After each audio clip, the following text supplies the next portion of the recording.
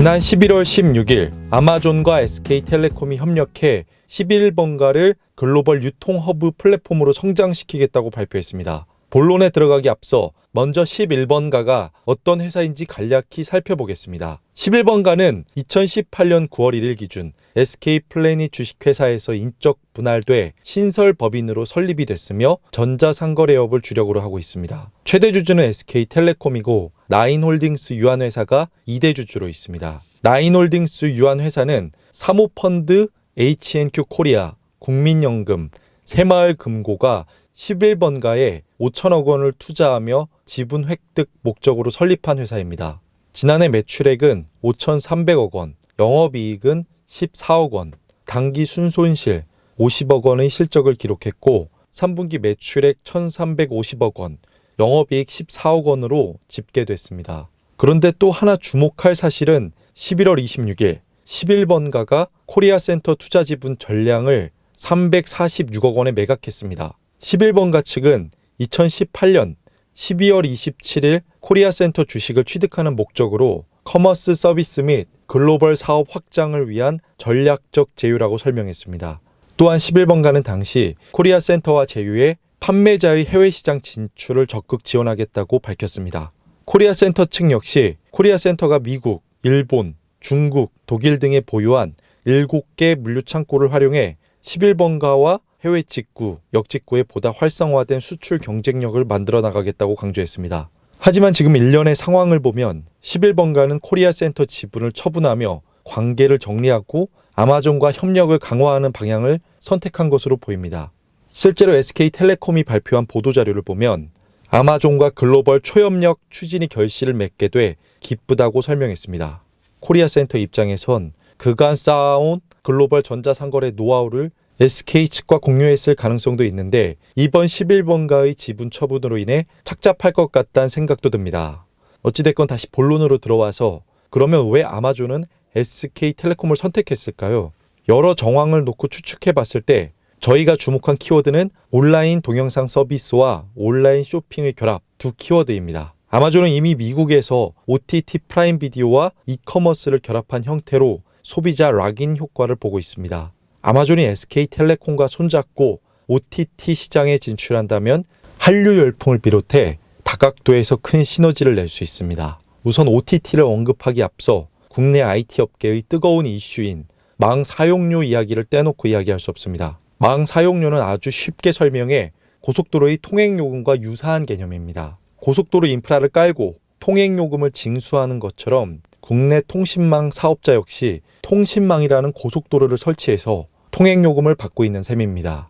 넷플릭스, 유튜브와 같은 기업들은 서버를 해외에 두고 있기 때문에 망 사용료를 지불하고 있지 않지만 네이버, 카카오와 같은 국내 기업들은 연간 수백억 원의 망 사용료를 지불하고 있어 역차별 논란이 일고 있습니다. 최근에는 넷플릭스 무임승차 방지법 시행을 앞두고 있는데 넷플릭스가 이를 수용하지 않고 있어 법적 공방을 이어갈 전망입니다. 일련의 상황을 고려하면 아마존이 SKT를 전략적 파트너로 선택한 이유는 현명하다는 생각이 듭니다. 아마존이 국내 OTT 시장에 진출하더라도 SKT와 전략적 파트너십을 맺는 형태라면 망 사용료 논란에서 비교적 자유로울 여지가 있습니다. 두 번째는 온라인 쇼핑입니다.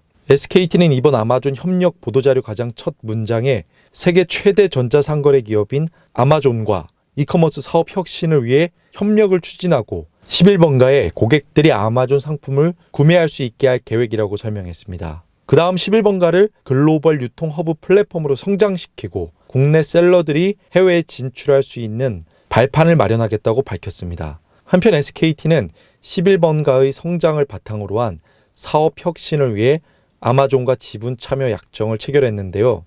이를 통해 아마존은 11번가의 IPO 등 한국 시장에서의 사업 성과에 따라 일정 조건이 충족되는 경우 신주 인수 권리를 부여받게 됩니다. 전자상거래 세계 1위 아마존과 국내 5G 이동통신 점유율 1위 SK텔레콤의 만남은 흥미로운 소식입니다. 여기서 다시 질문이 생깁니다. 왜 아마존은 쿠팡이나 네이버, 이마트 등이 아닌 11번가를 이커머스 파트너로 선택했을까요? 첫째, 아무리 이커머스 기술력이 뛰어나고 차별화된 물류 서비스를 제공하더라도 통신 환경이 뒷받침되지 않으면 빈 껍데기에 불과합니다. 특히 인공지능, 로봇, 빅데이터, 사물인터넷 등 다양한 첨단 기술이 5G 기반 위에 운영된다는 점을 생각하면 국내 통신 3사가 독점하는 이동통신의 가치와 중요성은 앞으로 더 부각될 수밖에 없습니다.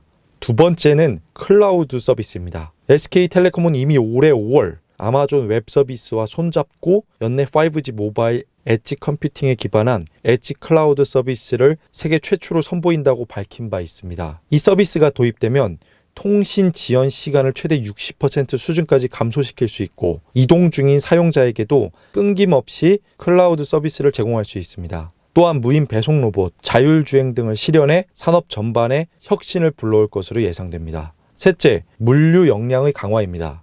첫째로 언급한 5G 통신 환경과 둘째, 데이터와 인터넷을 연결하는 중앙 컴퓨터, 즉 클라우드 역량이 글로벌 전자상거래 진출을 위한 기본 골조라면 물류는 탄탄한 골조 위에 작동되는 시스템으로 볼 수 있습니다. SKT가 운영하는 SKT 인사이트에 수록된 글, 방금 주문했는데 벌써 배송이야? 5G가 만들어낼 물류. 관련 내용을 보면 5G 네트워크 기술은 물류 산업을 혁신할 수 있는 최고의 기반 기술이라고 평가하고 있습니다. 5G의 특성은 초연결, 초지연성, 초고속이라고 표현하고 있는데 물류 산업 혁신을 위해 필요한 핵심 키워드가 함축되어 있습니다. 아무리 뛰어난 하드웨어, 소프트웨어 기술력이 있어도 안정적인 통신 및 클라우드 기술이 뒷받침되지 못하면 허울에 불과합니다. 아마존과 SKT의 협업은 글로벌 전자상거래 진출의 초석을 다지는 것이란 생각이 듭니다. 전 세계 온라인 침투율 1위, 한국의 우수한 제조 상품을 전 세계 각지의 온라인 고객에게 판매하기 위한 준비는 이미 시작됐습니다. 안정적인 5G 통신 환경과 클라우드 기반에서 구현되는 물류 산업을 비롯한 여러 공정의 혁신, 두 기업이 그리는 글로벌 전자상거래의 큰 그림을 더욱 유심히 지켜봐야겠습니다.